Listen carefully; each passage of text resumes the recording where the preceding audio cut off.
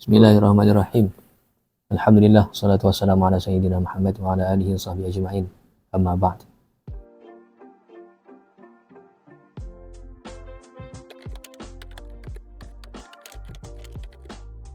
Program Ijazah Sarjana Muda Pengurusan Kefatwaan di UIM ini adalah sebuah program Ijazah Sarjana Muda yang berkisar tentang pengurusan kefatwaan. Sebenarnya dia lebih kurang macam program fiqh dan usul fiqh atau program lain yang seumpamanya, cuma fokus ditekankan kepada pengurusan kefatwaan. Tapi tidaklah bermaksud selepas mengikuti program ini para graduan boleh mengeluarkan fatwanya sendiri, tidak. Dia lebih kepada menyediakan platform untuk para pelajar mendalami tentang proses bagaimana sesuatu fatwa itu boleh dikeluarkan oleh pejabat ataupun pihak yang berwajib. Contohnya dalam sesuatu isu memerlukan kepada kepakaran dari bidang-bidang yang berkaitan, contohnya macam bidang muamalat dan halal. Jadi di pejabat mufti contohnya ada pegawai yang ditugaskan untuk melaksanakan proses-proses pengurusan supaya hasrat dan perancangan Datuk Mufti contohnya dapat direalisasikan dan kerjasama antara pakar-pakar dalam bidang berkaitan boleh disempurnakan.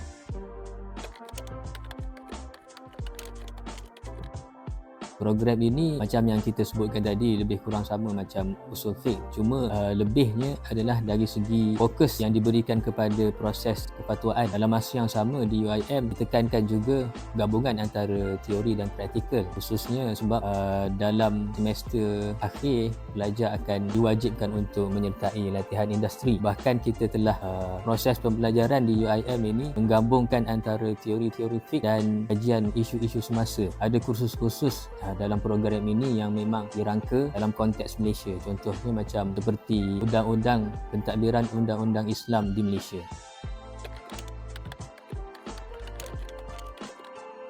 Kita boleh bahagikan kepada dua selepas mengikuti program pengurusan kepatuan ini. Sama ada para graduan boleh mencuburi bidang yang khusus yang berkait dengan fatwa, contohnya sebagai pegawai penyelidik Jabatan Mufti, ataupun yang berkaitan dengan kandungan ataupun perkara-perkara berkaitan syariah, contohnya syariah risk eksekutif, syariah compliance eksekutif, syariah content analysis contohnya, ataupun yang lebih luas sedikit khususannya yang berkait dengan isu-isu halal, contohnya halal eksekutif. Para graduan juga boleh mencuburi bidang yang lebih umum, contohnya sebagai pendidik ataupun pensyarah dan sebagainya.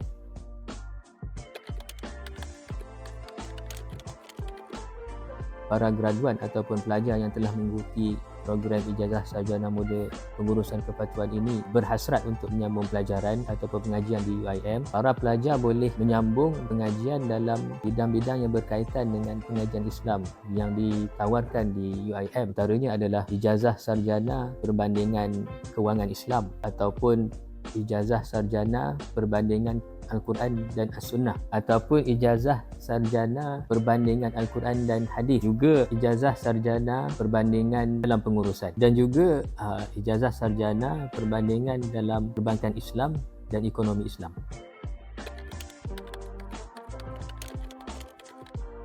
Contoh aktiviti pendidikan integrasi antara aliran profesional dan aliran agama dalam dijalankan bagi program ini antaranya adalah pentadbiran undang-undang Islam di Malaysia, pengurusan fatwa di Malaysia, pengurusan harta pusaka di Malaysia, fatwa fiqh semasa di Malaysia, dan juga lawatan ke pejabat-pejabat mufti contohnya sekiranya diberikan peluang.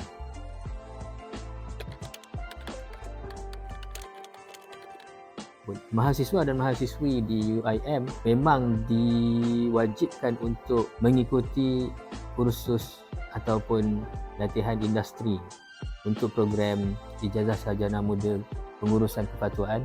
Secara khususnya para pelajar boleh pihak akademik kan membantu para pelajar untuk mendapatkan tempat di pejabat mufti. Contohnya pejabat mufti Selangor, memang kita ada berhubung dengan pihak pejabat mufti Selangor untuk menjalin kerjasama di antara UIM dan pejabat mufti Selangor.